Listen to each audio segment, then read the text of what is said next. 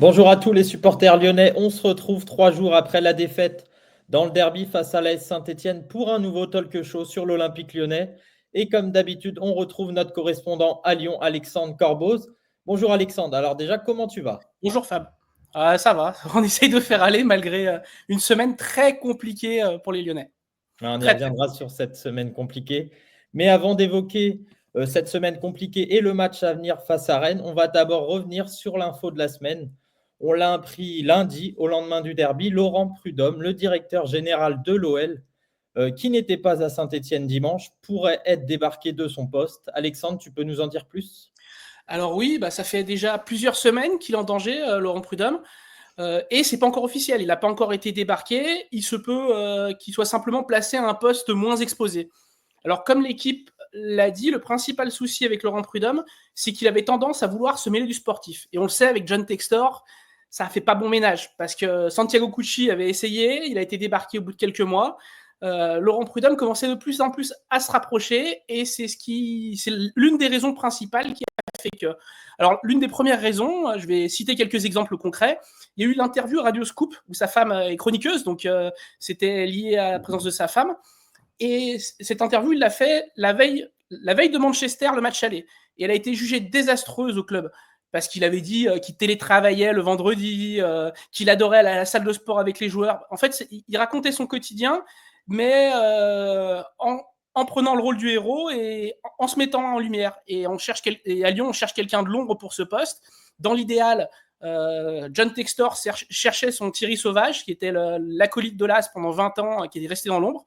Mais Prudhomme a fait comme beaucoup, il s'est mis devant parce que voilà, il aime la lumière. Je précise que c'est humainement quelqu'un que j'apprécie beaucoup. Il y a eu cet épisode-là, et puis il y a le volet supporter. Là, c'était un gros point noir, une grosse source de reproche à Laurent Prudhomme, parce qu'il a voulu essayer de copiner avec les groupes ultra. Il s'est rapproché des responsables des Bad Guns, des responsables de Lyon 1950. D'ailleurs, il y a eu pas mal de scènes assez ambiguës. Je vais en raconter une qui a eu lieu sur le match de Bourgoin-Jallieu en début d'année. Vous vous souvenez tous de ce match-là, avec les incidents à la fin du match. À l'époque, le dirigeant qui était en train de se faire clairement engueuler par le capot des 1950, c'était Laurent Prudhomme. On lui reprochait justement de jouer double jeu ce jour-là, parce que d'un côté, il condamnait les incidents, il copinait, il faisait en sorte que ça se passe bien avec Bourgoin, mais de l'autre, les groupes de supporters lui disaient qu'il n'avait pas respecté sa parole en les protégeant. Voilà, c'était très compliqué. Et ce jour-là, publiquement, on a vu qu'il se faisait rabrouer par les supporters, qu'il y avait des liens particuliers avec les supporters. Ça fait partie des griefs qu'on retrouve contre Laurent Prudhomme. Voilà, donc il y avait quand même pas mal de griefs et ça faisait un moment. Donc aujourd'hui, il est dans une situation compliquée. Ouais, le siège chauffe de plus en plus pour lui. Mais est-ce que l'OL va le remplacer s'il se fait débarquer? Pour l'instant, non. Déjà, on voit de plus en plus à Lyon, il est au derby d'ailleurs, Michael Gerlinger, qui est l'ancien dirigeant du Bayern Munich, qui est le directeur général du groupe Eagle, et qui semble avoir repris le flambeau, mais qui risque de piloter un peu à distance. Pour ce qui est du volet économique et contractuel, l'OL peut compter sur un autre homme de l'ombre. C'est le nouveau Ponceau. Il s'appelle Jean Sudresse, très peu connu. Peu de personnes savent à quoi il ressemble, mais il est là. Pour le sportif, il y a Mathieu Louis-Jean en directeur technique. Il y a Daniel Congré en coordinateur sportif. On est déjà face à une armée mexicaine quand même, donc il ne sera pas forcément remplacé à l'identique. Ouais, il y a déjà du monde du côté de l'OL. On va maintenant passer à ce match face à Rennes. L'un a gagné son derby face à Nantes, donc le Stade Rennais, et l'OL de son côté, comme on le sait tous, a perdu son derby face à l'AS Saint-Étienne. Alexandre, est-ce Merci de me que rappeler. cela peut jouer cette défaite face à l'AS Saint-Étienne et la victoire dans le même temps, dans le même week-end de Rennes face à Nantes, sur les forces de ce duel entre Rennais et Lyonnais? Alors moi je dirais psychologiquement oui. Oui quand même, parce qu'il faut voir l'accueil, les banderoles qu'il y aura au Groupama Stadium après le derby. Ça peut être salé. On va voir aussi le contexte qui peut être très pesant, qui peut viser plusieurs personnes. On pense que les joueurs prendront cher, on peut se dire que les dirigeants prendront cher, que l'entraîneur aussi, qui a eu des choix compliqués, prendra cher. Donc il faut voir comment l'OL va digérer ça, surtout que pour la première fois depuis un moment, il y aura 6 jours de récupération au milieu. Donc on pourra retrouver un peu de l'afflux physique. Il faut aussi voir comment l'équipe va s'articuler sans Corentin Tolisso, parce que c'est un élément indispensable de l'équipe qui tournait jamais, qui sortait jamais, qui soufflait jamais. Pour moi, tout ça mis bout à bout, ça peut niveler les valeurs clairement, même si sur la saison, entre les deux équipes, entre Lyon et Rennes, il n'y a pas photo. Ouais. Mais on se rappelle, à l'aller, Rennes avait collé 3-0 à l'OL. Mais bon, c'est différent cette fois-ci à l'approche de ce sprint final, puisque Rennes est 10e et n'a quasiment plus rien à jouer et a quasiment, on peut le dire, assuré son maintien après sa victoire face à Nantes. Mais faut-il quand même craindre cette équipe rennaise? Bah, je vais juste rappeler le contexte du match aller. Effectivement, il y avait eu 3-0, mais le match aller, c'était la première journée déjà, en plein mercato. On sait que Lyon, en période de mercato, est pas très bon. Et puis, c'était le Rennes de Benjamin Bourigeaud encore, parce qu'il n'était pas encore parti. Et depuis que l'ancien Lensois est parti, on se rend compte que c'est plutôt la même équipe. Il n'a pas été remplacé. Depuis, il y a eu 2 changements d'entraîneur. Stéphane par Sampaoli, puis Sampaoli par Habib Bey.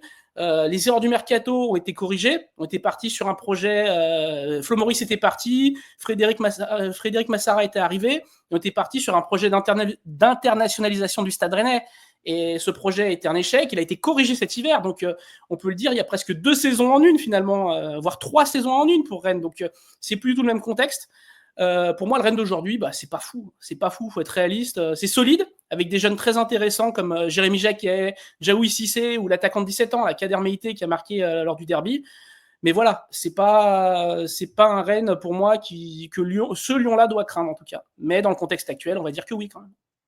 Ouais, et puis ça dépend aussi sur quelle équipe rennaise on tombera samedi, parce qu'elle est capable vraiment du pire comme du meilleur. Elle ne fait quasiment que des victoires ou que des défaites. Donc c'est une équipe très très irrégulière. Donc on verra bien samedi quelle équipe on aura en face de nous au Groupama Stadium. Et on passe maintenant au duel de ce match. Et Alexandre, tu as choisi le duel des entraîneurs entre Paulo Fonseca et Habib Bey. Pourquoi un match des entraîneurs? Parce que ce sont 2 coachs qui sont arrivés quasiment en même temps, en mode pompier, fin janvier, avec les mêmes contraintes, c'est-à-dire qu'ils n'ont pas fait leur mercato, mais ils sont actuellement dans des dynamiques différentes. Et je trouvais que c'était intéressant, parce que tu parlais d'un Habib Bey dont le bilan est correct, mais pas flamboyant non plus, et qui a convaincu la famille Pinault. Pour moi, il peut s'installer au-delà de son intérim de 6 mois là, qu'il a lancé. De l'autre, on a un Fonseca qui a été beaucoup encensé par ses résultats, qui a été défendu malgré sa lourde suspension de 9 mois par le club, mais qui prend cher depuis Manchester. Donc je trouvais que c'était intéressant de les mettre face à face et de confronter leur bilan, qui est assez proche finalement. Ouais, tu le disais, Paulo Fonseca, il prend un petit peu cher depuis Manchester pour ses choix. Et ça a été encore le cas après le derby. A-t-on raison d'être plus critique avec lui? Alors déjà, je voulais revenir sur les propos de la semaine dernière que j'ai tenus. J'ai oublié un gros détail, très gros détail, peut-être manque de lucidité sur le moment.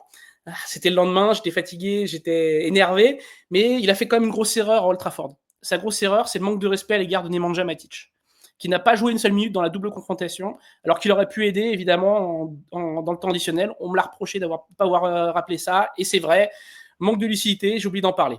Pour le derby, il avait 2 absents de trop, c'est vrai, mais il a fait des mauvais choix. Ces 2 absents de trop, c'était Lucas Perry et Nemanja Matic. L'un pour naissance, l'autre pour blessure diplomatique.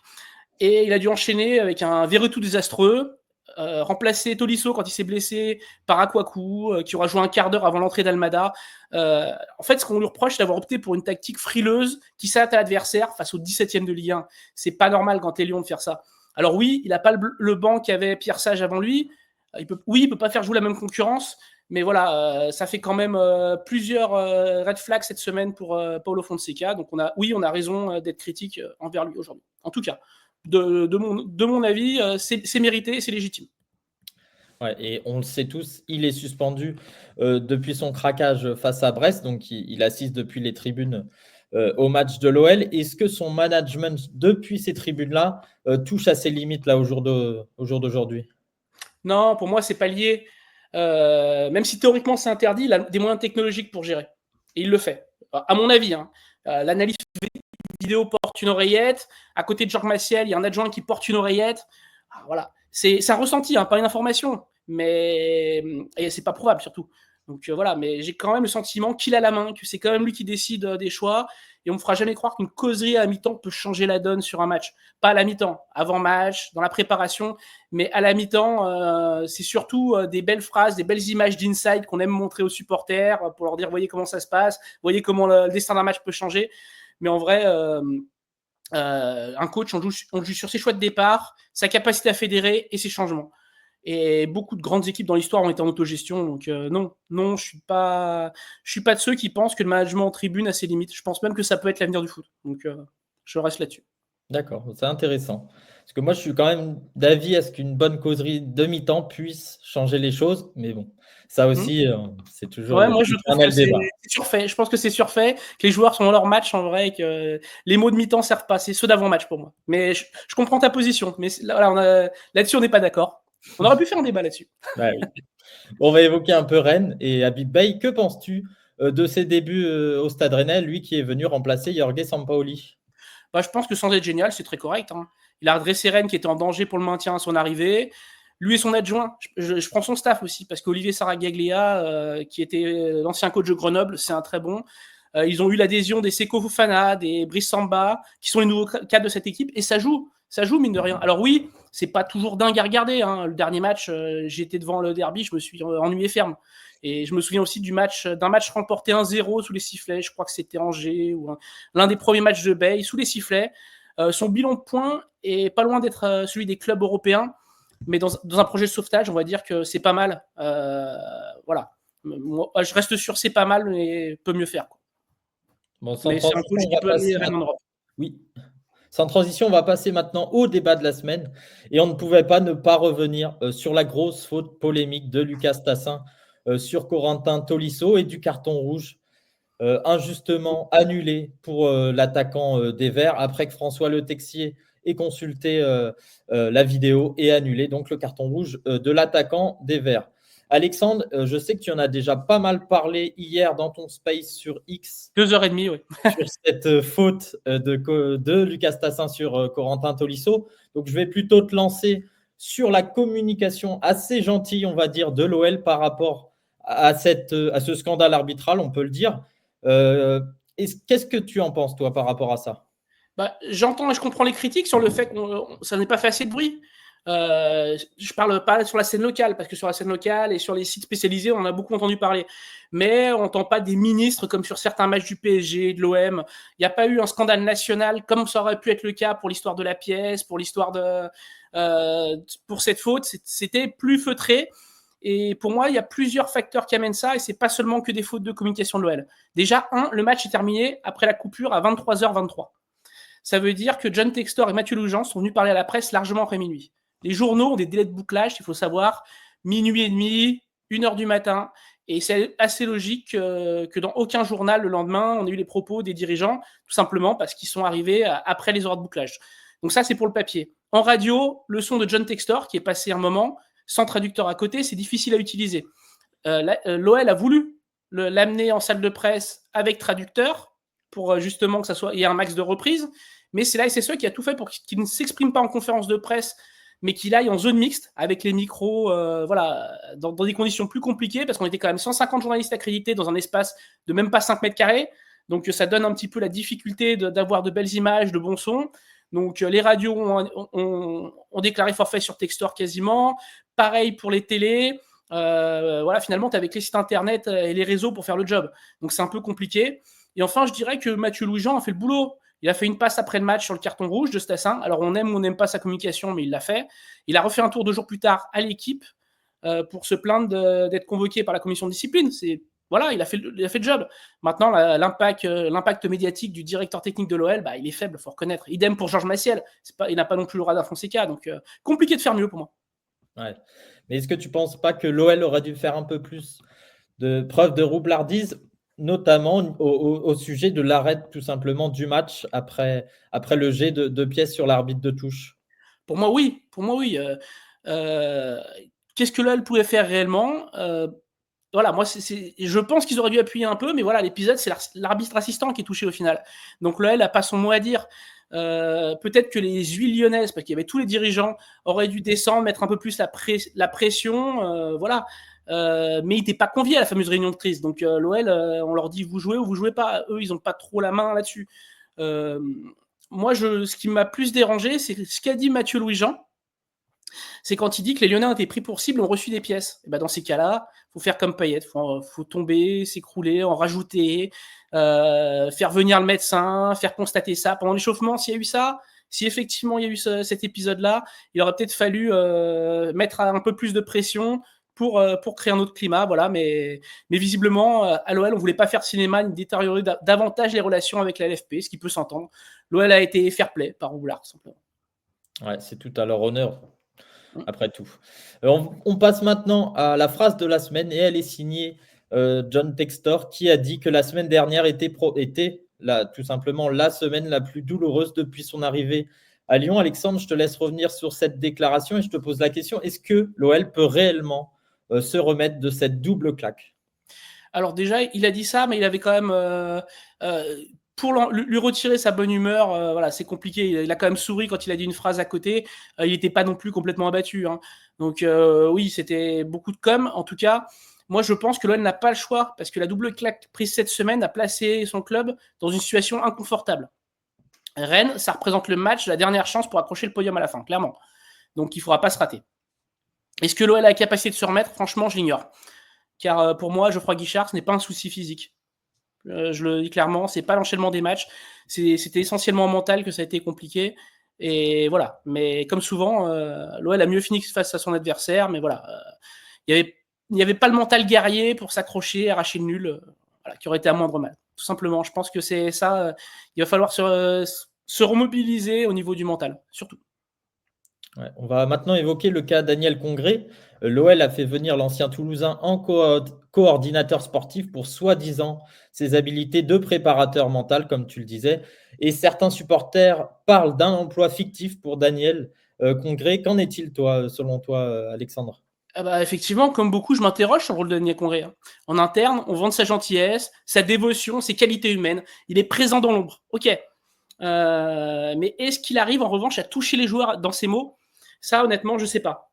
Et puis je me dis aussi que vu son CV, ça ne représente pas forcément grand-chose face à certains joueurs qui sont beaucoup plus renommés.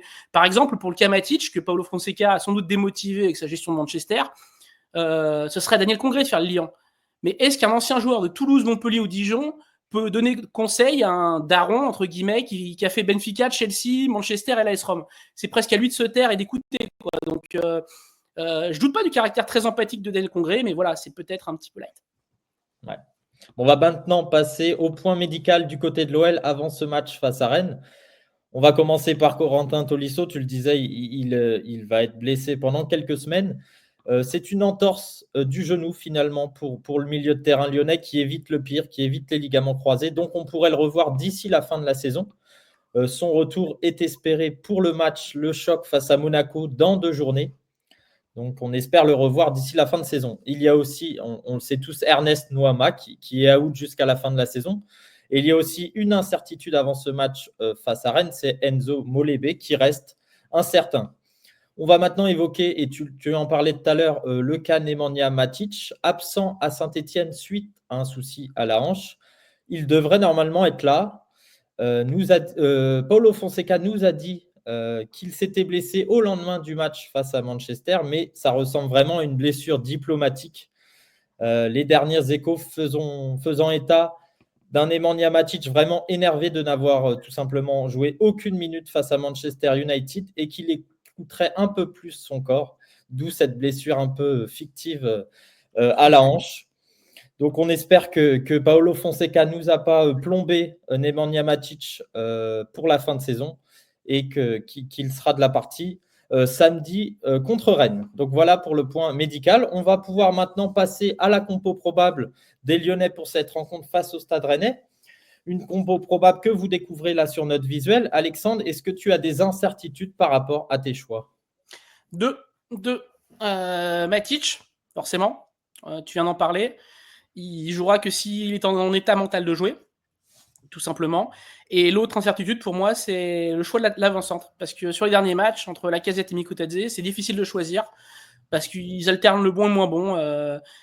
Mikotadze était excellent au CR quand Alex Lacazette n'a pas été bon. À contrario, Alex Lacazette a fait un très bon match à Manchester, là où Miko n'a pas été bon. Et le dernier match, ils ont tous les deux pas été bons. Donc, pour moi, en ce moment, c'est du 50-50 parce il est redescendu, le Géorgien est un peu redescendu de son piédestal.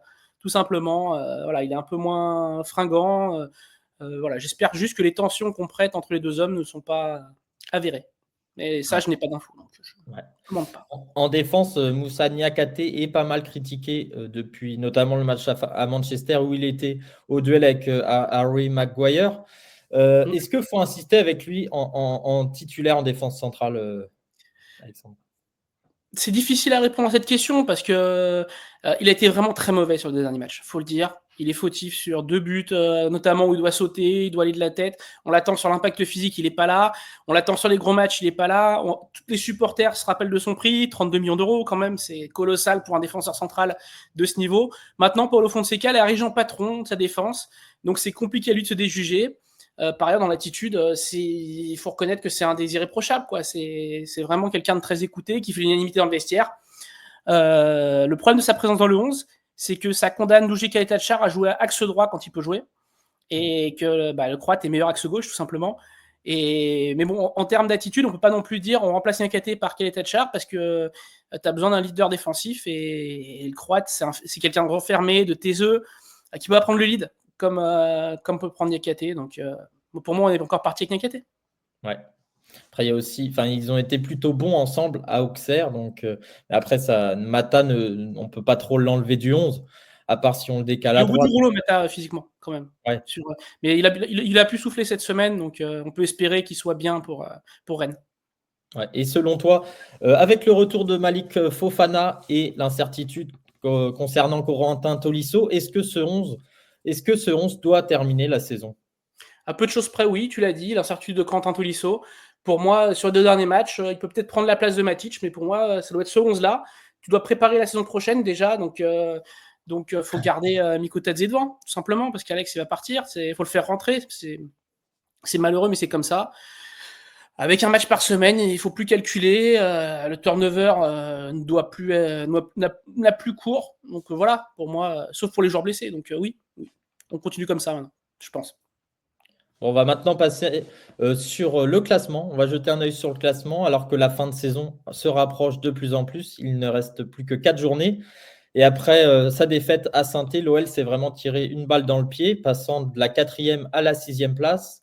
Et si les écarts se sont resserrés le week-end dernier avec désormais 4 points pour 6 places, l'information principale est que l'OL n'est plus maître de son destin pour la course à la Ligue des Champions.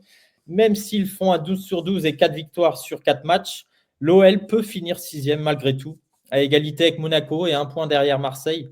Donc pour ça, il faudrait quand même que Lille et Nice fassent carton plein, en sachant que le gym se déplace ce vendredi sur la pelouse du Paris Saint-Germain et que les Dogs iront au Vélodrome lors de la prochaine journée. Donc l'espoir est encore là pour les Lyonnais, mais il va falloir faire quasiment un carton plein lors de ces 4 dernières journées. On va pouvoir maintenant jeter un œil sur le calendrier de nos Gaunes. Rennes ce samedi. Ensuite, il y aura le RC Lens et l'AS Monaco. 2 gros matchs encore, même si Lens ne joue quasiment plus rien. Ils peuvent encore accrocher l'Europe, mais c'est vraiment quasiment mort. Et un peu le côté positif, c'est que Lyon a encore 3 réceptions parmi ces 4 matchs et qu'il affrontera Angers lors de la dernière journée. Espérons qu'Angers sera déjà maintenu et n'aura du tout plus rien à jouer pour nos Lyonnais. Donc voilà le calendrier de l'OL en cette fin de saison. On va pouvoir maintenant passer sur le pronostic de ce match. Alexandre, quel score vois-tu samedi au Groupama Stadium? Je vois quand même une victoire. J'ai de moins en moins de certitude, forcément, après une semaine comme ça. Mais une victoire, de toute façon, parce que Lyon n'a pas le choix. On ne peut pas vivre une fin de saison en roue libre. Donc une victoire, mais une victoire avec des buts, parce que Lyon est fragile défensivement. La force de Lyon ces derniers temps, c'est l'attaque, même si ça ne s'est pas trop vu à Saint-Etienne. Voilà, je pense que ça sera un match animé, que ça ne sera pas une rencontre triste. Et je me dis qu'un 3-2, ça me paraît bien comme score. Ouais, tu vois des buts du coup pour ce match. Et du coup, qui vois-tu marquer côté lyonnais durant cette rencontre? Alors, Ryan Cherki et Malik Fofana. Parce que je ne veux pas miser sur... c'est les codes faciles, les buteurs. Et là, je me dis, Ryan, il s'est raté à Saint-Etienne. Il aura un peu mauvaise. Il est quand même sur un très bon début d'année 2025 en termes de stats. Cette saison, il a 12 buts et 18 passes. Je pense qu'il faut qu'il se relance des deux côtés, qu'il fasse tourner les statistiques. Alors, je me dis que c'est le bon match pour. Et puis Malik Fofana, parce qu'il a fait une bonne rentrée. Il a été décisif à Manchester. Le Belge amène de la folie à gauche, davantage de profondeur. Un jeu lyonnais qui, lorsque l'animation n'est pas aussi fluide que contre Auxerre, a besoin de ça pour varier son jeu. Et je pense qu'il peut amener face à Assignon un vrai gros danger, parce que c'est un latéral très offensif, et je me dis que sur un jeu de transition rapide, il peut faire très très mal, parce que je vois pas Rennes rester derrière, et je me dis qu'un Fofana buteur en contre, c'est une vraie possibilité. Bon bah voilà, les supporters lyonnais, si vous voulez vous faire un peu d'argent ce samedi, suivez les conseils d'Alex au niveau des buteurs. On va aussi évoquer les buteurs possibles du côté de Rennes, et tu vois Arnaud Kalimuendo marqué. Alors j'en vois, honnêtement, sur les Rennais, je me dis qu'il y a un Seko Fofana peu marqué, mais j'ai mis Arnaud Kalimuendo quand même, parce que Kalimuendo, il sort quand même d'un derby raté. Raté, lui aussi, un sentiment de revanche. Il a eu un penalty cadeau, d'ailleurs par Anto Lopez pour le coup, qui l'a un peu découpé dans sa sortie en se blessant. Bon, c'est pas que de sa faute, hein, la passe de Kevin Almian, on peut en reparler 100 fois. Mais il avait ce penalty cadeau, et le penalty, il a fait une Julian Alvarez en touchant le ballon 2 fois, en tirant dans son pied d'appui, et du coup, but annulé. Et derrière, il n'a pas réussi à se remettre. Je pense que c'est le match pour se remettre. Je le vois bien à Lyon marqué, et potentiellement sur penalty. Voilà. Très bien. Voilà tout ce qu'il fallait retenir avant cette rencontre entre l'Olympique lyonnais et le Stade rennais. Merci Alexandre pour tout cet éclairage. Est-ce que tu seras présent samedi au Groupama pour cette rencontre? Malheureusement non, je suis en vacances. Je serai de retour pour le match face à Lens. Voilà. Très bien. Bon bah, on vous laisse ce match le suivre sans votre correspondant, donc les supporters lyonnais, malheureusement. C'est la première fois de l'année, les gars, désolé. Ouais. C'est assez rare pour être signalé. Donc voilà, bon match à tous samedi, et nous on se retrouve plus tard pour un nouveau talk show sur l'Olympique lyonnais. À bientôt sur les antennes de But Football Club. Ciao. Merci.